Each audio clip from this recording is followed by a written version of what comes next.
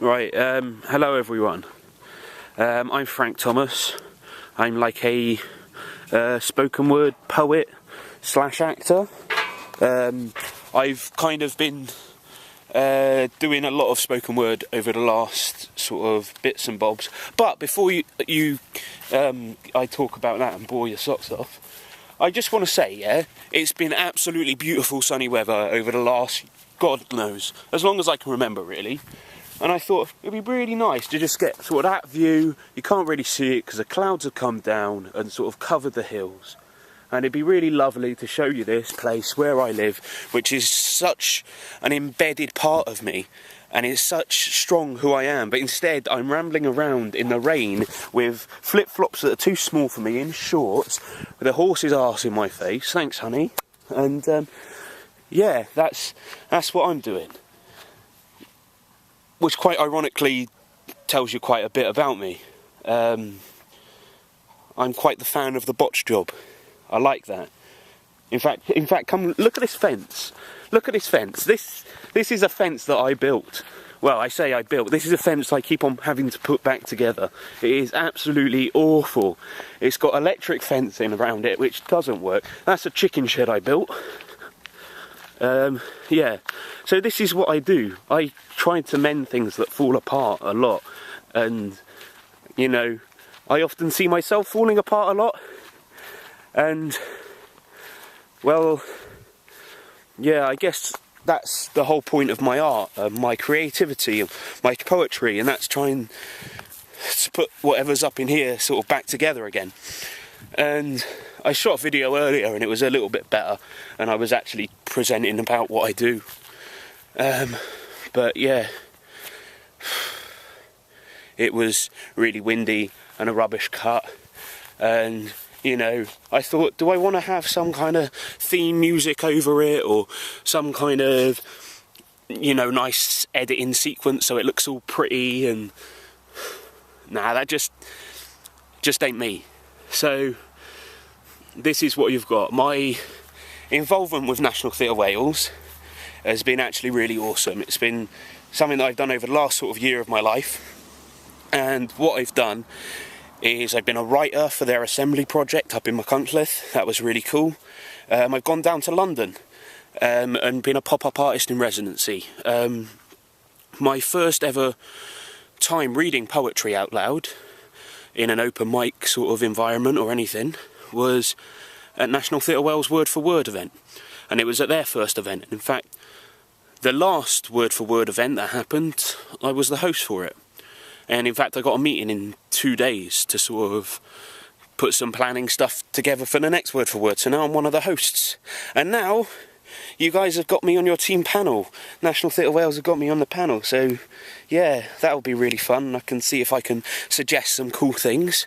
I built that as well. That's my little sister's Monty Roberts pen for putting a horse in and like making her trot in a circle. I don't really know why they do that. You know, circles bore me, but apparently horses like it, so yeah.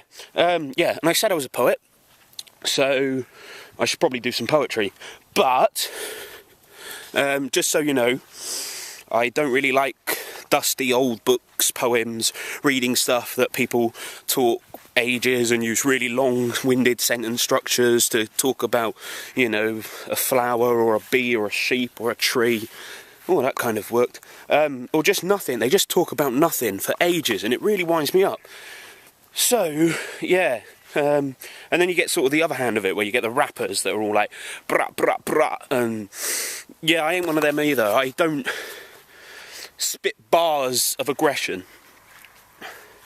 I just try to impart wisdom and eradicate oppression. Give people a nice night out despite the recession. You know, try and help people work through depression. But saying that, whatever words I say, on whatever faces, on whatever stages, are more for me than any nameless faces. It's like therapy. It lets me know where I am and where I want to be. It's a mental health session, so I can process my lessons and make a natural progression to evaluate past mistakes, to the degree that they don't replicate, not to place my futures into the hands of fate, but into the palms of skill. And I've laid foundations, so now it's time to build. But not blindly, steadily, but still impressively. And I hope building a life is easier than building a verse, but at the moment, I'm a slave to these words. Trying to find expression in syllables will never be as freeing as punching a wall, or breaking down with tears streaming, or standing up and screaming. But for now, all I have is sound with a meaning.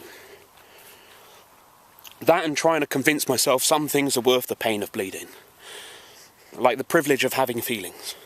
No matter what it's revealing about my character.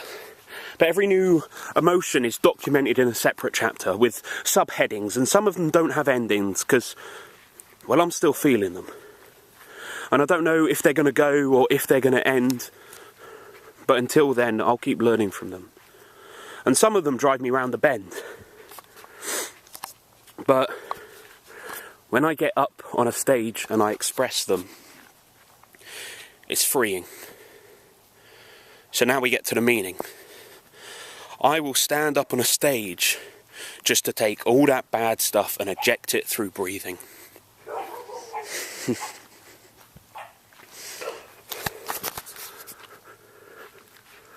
My dog's barking down there. Yeah, that's my house. That's my shoddy workmanship as well, putting those galvanised gates together. But anyway, what I was saying is, when I get up on a stage, it's nice. It's just audience stage mic. It's like being home for me. It's simply simplicity, serenity, tranquil, without the Iser. Enough passion to blow my mind without the use of Tizer.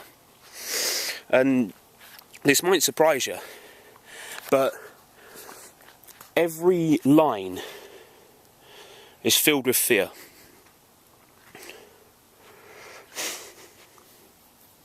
Because this is new territory to me. And sometimes I look at how far I've come in just 1 year and it's difficult to believe. And I don't know if you really understand or get what I mean, but I'm looking forward to shaking hands and meeting the rest of the team.